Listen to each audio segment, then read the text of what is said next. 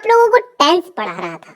इससे पहले मैं एक वीडियो बना चुका हूँ, डिस्क्रिप्शन में आपको लिंक मिल जाएगी, अगर नहीं देखी है तो अभी देख लीजिए। तो पिछली वीडियो में हम लोगों ने बात की थी कि टेंस के 3 प्रकार होते हैं, प्रेजेंट, पास्ट एंड फ्यूचर, और इन्हीं 3 प्रकारों को 4-4 भागों में बांटा गया है और टोटल मिलाकर के ये हो गए 4 तिया 12। और इन्हीं 12 भागों को समझाने का मैंने आज वादा किया था, तो जरूर समझाऊंगा। लेकिन उससे पहले मैं आपको बता दूं, अगर ये 12 भाग आपने समझ लिए तो पूरे टेंस समझ लिए, क्योंकि ये सारे टेंस इन्हीं 12 भागों में है दोस्तों। लेकिन ये 12 भाग हमें आसानी से समझ में आए, इसके लिए मैं सुविधा करना चाहता हूँ। यानी इनको समझने से पहले एक चीज हम समझ लेते हैं, बहुत ही इंपॉर्टेंट चीज है, इसको समझे बिना हम टेंस नहीं समझ सकते। सब्जेक्ट, ऑब्जेक्ट और वर्ब, ये 3 नाम आपने कहीं ना कहीं, किसी ना किसी, कोई ना कोई जगह पे जरूर सुने होंगे। इन तीनों में सबसे महत्वपूर्ण चीज है वर्ब। वर्ब को हम हिंदी में बोलते हैं क्रिया, या कह लो कोई काम। सब्जेक्ट का मतलब कोई भी व्यक्ति, जैसे मैं, तुम, रमेश, सुरेश, गीता, सीता वगैरह वगैरह। और ऑब्जेक्ट का मतलब कोई चीज, कोई वस्तु। अब ये तीनों मैंने बता दिए, तीनों समझ में आने के लिए हमको एग्जाम्पल लेने पड़ेंगे। पहला एग्जाम्पल मैं लेता हूँ, मैं फुटबॉल खेलता हूँ, आई प्ले फुटबॉल। इसमें आई सब्जेक्ट है, फुटबॉल ऑब्जेक्ट है और प्ले वर्ब है, क्रिया है। अब आपने वर्ब की फर्स्ट, सेकंड और थर्ड फॉर्म का नाम तो सुना ही होगा। ये किस काम आती है समझाता हूँ। देखिए, अभी हमारे पास वाक्य है, मैं फुटबॉल खेलता हूँ, आई प्ले फुटबॉल।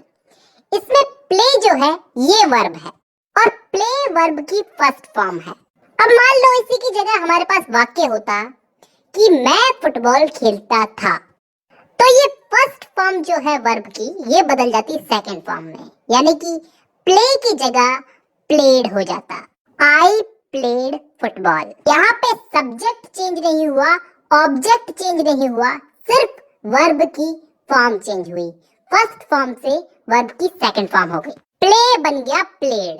तो आई प्लेड फुटबॉल, मैं फुटबॉल खेलता था। तो दोस्तों यहाँ पे सब्जेक्ट, ऑब्जेक्ट और वर्ब क्लियर है। सब्जेक्ट किसी व्यक्ति को बोलते हैं, ऑब्जेक्ट किसी चीज को बोलते हैं और वर्ब जो वो काम कर रहा है उसे बोलते हैं। अब हम चलते हैं हमारे उन टेंस के 12 भागों पे, जिन्हें समझने से हमें टेंस समझ में आएंगे, और इन सबको मैं एग्जाम्पल दे दे के समझाऊंगा। तो एग्जाम्पल्स को समझने के लिए सब्जेक्ट ऑब्जेक्ट समझना जरूरी था। तो अब शुरू करते हैं इन 12 भागों को समझना। अब यार पहले तो ये इंडेफिनेट वाले समझ लेते हैं, प्रेजेंट इंडेफिनेट, पास्ट इंडेफिनेट और फ्यूचर इंडेफिनेट। तो पहले हम समझते हैं प्रेजेंट इंडेफिनेट। हाँ, तो अब इसको मैं एग्जाम्पल दे करके समझाऊंगा। 3 टाइप के मैं आपको इसमें एग्जाम्पल्स दूंगा, अफर्मेटिव, नेगेटिव और इंटरोगेटिव। जिसे हिंदी में बोले तो सकारात्मक, नकारात्मक और प्रश्नवाचक। और उसके बाद कुछ इंपॉर्टेंट रूल्स है, वो याद करने हैं, उसके बाद ये भाग कंप्लीट। तो शुरू करते हैं। मैं किताबें पढ़ता हूँ, आई रीड बुक्स। यहाँ पे मैं सब्जेक्ट हूँ, किताबें ऑब्जेक्ट है और पढ़ना एक क्रिया है, यानी कि वर्ब है। तो सब्जेक्ट आई, पढ़ने का रीड वर्ब रीड और object books, I read books. चलिए इसी को नेगेटिव में बनाते हैं। मैं किताबें नहीं पढ़ता हूँ, I do not read books. यहाँ पे ये डू नॉट क्यों आया ये मैं बाद में समझाऊंगा, लेकिन अभी इतना समझो कि यहाँ पे आई वही सब्जेक्ट, रीड वर्ब और किताबें बुक्स ये ऑब्जेक्ट। इसी का हम लोग एक इंटरोगेटिव एग्जांपल लेते हैं। इंटरोगेटिव यानी कि प्रश्नवाचक। क्या मैं किताबें पढ़ता हूँ, डू आई रीड बुक्स। चलिए अब यहीं से ही हम लोग नियम चालू करते हैं। सबसे पहला नियम ये कि यहाँ पे डू पहले क्यों आया। तो दोस्तों कोई भी वाक्य अगर क्या, कब, कहाँ, कैसे, क्यों इन शब्दों से चालू होता है तो सब्जेक्ट के पहले, मतलब यहाँ पे सब्जेक्ट आई है यानी कि मैं हूँ, तो इस आई के पहले डू या फिर डज का प्रयोग किया जाएगा। लेकिन यहाँ पे डू का प्रयोग ही क्यों किया गया, डज का प्रयोग भी किया जा सकता था। तो मैं आपको बता दूं, डज का प्रयोग सिंगुलर सब्जेक्ट के आगे किया जाता है, यानी कि एक वचन। यहीं पे इसी से ही हमारा दूसरा नियम भी निकलता है। मैंने आपको बताया था यहाँ पे डू नॉट क्यों आया, ये मैं आपको बाद में बताऊंगा, तो अब बताता हूँ। देखिए यहाँ पे अगर आई की जगह कोई सिंगुलर नाउन होता, ही, शी, इट वगैरह, तो यहाँ पे डज नॉट का प्रयोग होता। और क्योंकि आई एक प्लूरल नाउन है तो इसके साथ डू नॉट का प्रयोग होगा। अब इस आई रीड बुक्स वाले सिंपल सेंटेंस को क्यों छोड़े, इसके साथ भी एक छोटा सा नियम है। इसमें अगर सिंगुलर नाउन हो, ही, शी, इट वगैरह, तो वर्ब की फर्स्ट फॉर्म के साथ एस या ईएस जुड़ता है। जैसे ही goes to college, he reads book. अब इन तीनों के नियम याद हो गए। अब लास्ट दो रूल्स याद करने रह गए इसमें। सिंपल सिंपल से ही है, समझ में आ जाएंगे। देखिए, कभी भी कोई वाक्य हु, WHO, हु से प्रारंभ होता है तो उसके साथ कभी भी डू और डज का प्रयोग नहीं होता। उदाहरण के लिए, who goes to college, college कौन जाता है। एक और उदाहरण लेते हैं, हु मेक्स अ नॉइज, शोर कौन मचाता है। तो यहाँ पे हमने डू और डज का प्रयोग नहीं किया। अब एक लास्ट नियम और याद कर लो, कभी भी डू और डज, वाक्य में कभी भी डू और डज हेल्पिंग वर्ब के रूप में यूज होता है तो मेन वर्ब के साथ एस या ईएस हटा दिया जाता है। भाई मेन वर्ब तो काम करना ही हो गया, खाता हूँ, जाता हूँ, पहनता हूँ, नहाता हूँ वगैरह वगैरह, और ये डू और डज तो हेल्पिंग वर्ब है ना, तो इनके लगने पे एस या ईएस हट जाएगा। अब चलते हैं हम पास्ट इंडेफिनेट पे। इस वाले भाग में भी हम लोग वही तीन टाइप के वाक्य लेंगे, सकारात्मक, नकारात्मक और प्रश्नवाचक, और उसके बाद इसमें भी कुछ इंपॉर्टेंट रूल्स, और फिर ये भाग भी कंप्लीट। देखिए, सबसे पहले तो मैं आपको बता दूं, इस टेंस के अंदर कोई काम हो चुका है, बीते हुए समय में समाप्त हो चुका है, खत्म हो चुका है, उस काम को बताएंगे। देखिए दोस्तों, मैं चाहता हूं कि इस वाले टेंस के अंदर आप पहले रूल्स समझ लो, रूल्स के साथ साथ हम एग्जांपल लेते लेते समझते जाएंगे। देखिए, इस टेंस का सबसे पहला नियम तो ये है कि यहाँ पे सकारात्मक वाक्यों में वर्ब की सेकंड फॉर्म लगेगी, सभी प्रकार के वाक्यों में।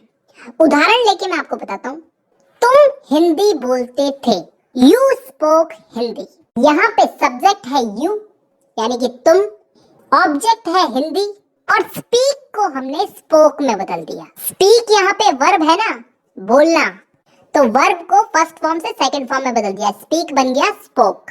अब यहीं पे ही हम लोग इस वाक्य को नेगेटिव में बदल के देखते हैं। करना कुछ नहीं है, तुम हिंदी बोलते थे को तुम हिंदी नहीं बोलते थे, you did not speak Hindi. अरे यहाँ पे डिड नॉट जुड़ गया और स्पोक बन गया स्पीक। हाँ, यही तो नियम है, नेगेटिव सेंटेंस में सब्जेक्ट के साथ में डिड नॉट जुड़ता है, कैसा भी सब्जेक्ट हो, सिंगुलर हो या फिर प्लूरल हो, और डिड नॉट लग गया तो फिर वर्ब की सेकंड फॉर्म हो जाएगी फर्स्ट फॉर्म, स्पोक बन जाएगा वापस से स्पीक। देखिए दोस्तों, डिड जहां भी जुड़ेगा, डिड जहां भी जुड़ेगा, वहां पे सेकंड फॉर्म फर्स्ट फॉर्म में बदल जाएगी। अब इसी को ही हम इंट्रोगेटिव में बदल के देखते हैं, यानी कि प्रश्नवाचक में बदल के देखते हैं। तो कैसे बोलेंगे इसको, क्या तुम हिंदी बोलते थे, डिड यू स्पीक हिंदी। तो दोस्तों, अब यहाँ पे डिड पहले आ चुका है। प्रेजेंट इंडेफिनेट में हम लोग डू डज का प्रयोग कर रहे थे प्रश्नवाचक वाक्यों में, पहले हम डू डज ही तो लगा रहे थे ना, यहाँ पे हम डिड से वाक्य प्रारंभ करेंगे। डिड यू स्पीक हिंदी, और स्पीक यानी कि वर्ब की फर्स्ट फॉर्म, स्पोक नहीं है यहाँ पे, स्पीक है, तो स्पीक यहाँ पे इसलिए आया है क्योंकि डिड लग गया यहाँ पे, और डिड जहां भी लगेगा वहां पे वर्ब की फर्स्ट फॉर्म आएगी ही आएगी। ठीक है, ये तीनों वाक्यों में तीनों के नियम याद हो गए। अब एक लास्ट नियम और याद कर लो, पिछले वाला ही है, हु, WHO, हु से प्रारंभ होने वाले वाक्यों में डिड का प्रयोग नहीं करते। उदाहरण के लिए, कॉलेज कौन गया, हु वेंट टू कॉलेज, यहाँ पे डिड नहीं आया ना, और डिड नहीं आया तो वर्ब की फर्स्ट फॉर्म तो सेकंड फॉर्म में बदलेगी। हु वेंट टू कॉलेज, यहाँ पे वेंट जो है वर्ब की सेकंड फॉर्म है। Go went gone, go first form, second form went, और थर्ड फॉर्म गॉन। अब हमारा ये भाग भी कंप्लीट हो गया। अब हम चलते हैं अगले भाग में, यानी कि फ्यूचर इंडेफिनिट टेंस में। इसमें भी वही तीन टाइप के वाक्य, अफर्मेटिव, नेगेटिव और इंट्रोगेटिव, उसके बाद कुछ इंपॉर्टेंट रूल्स, और फिर आज की क्लास की छुट्टी। तो शुरू करते हैं। देखिए, इस वाले टेंस में भविष्य में होने वाले किसी भी काम, कोई सा भी काम हो, उसके लिए इस टेंस का उपयोग करते हैं। जैसे मैं अफर्मेटिव सेंटेंस में एक एग्जांपल लेता हूं, आप हिंदी बोलेंगे, यू विल स्पीक हिंदी। यहाँ पे विल लग जाएगा, विल, ठीक है। इसके साथ वर्ब की फर्स्ट फॉर्म लगेगी। देखिए यहाँ पे मैंने स्पीक बोला है, स्पोक नहीं बोला, तो बस इतना याद रखना है। देखिए शैल और विल का उपयोग होता था पहले, लेकिन अब ये लफड़ा नहीं है, तो आप सिर्फ विल याद रखो, हर वाक्य में विल ही लगेगा। अब इसी को ही हम नेगेटिव में लेते हैं, आप हिंदी नहीं बोलेंगे, you will not speak Hindi. यहाँ पे कुछ फर्क दिखा आपको? यहाँ पे बस नॉट शब्द जुड़ा है। नॉट शब्द कहाँ जुड़ा है? विल के बाद और वर्ब से पहले। वर्ब क्या है हमारी यहाँ पे? Speak.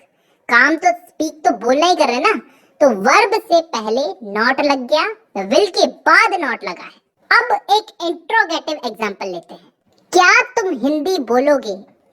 Will you speak Hindi? यहाँ पे क्या हुआ है? कुछ फर्क दिख रहा है? विल जो है ये आगे आ चुका है। इंट्रोगेटिव सेंटेंस में विल को सब्जेक्ट के आगे यूज करते हैं, बस, इसके अलावा कोई और रूल याद नहीं रखना। तो दोस्तों आज की वीडियो में हम लोगों ने इंडेफिनेट को कंप्लीट समझ लिया। आज की वीडियो में हमने प्रेजेंट इंडेफिनेट, पास्ट इंडेफिनेट और फ्यूचर इंडेफिनेट समझ लिए हैं। अगली वीडियो में मैं आपको प्रेजेंट कंटिन्यूस, पास्ट कंटिन्यूस और फ्यूचर कंटिन्यूस ये तीनों समझाऊंगा।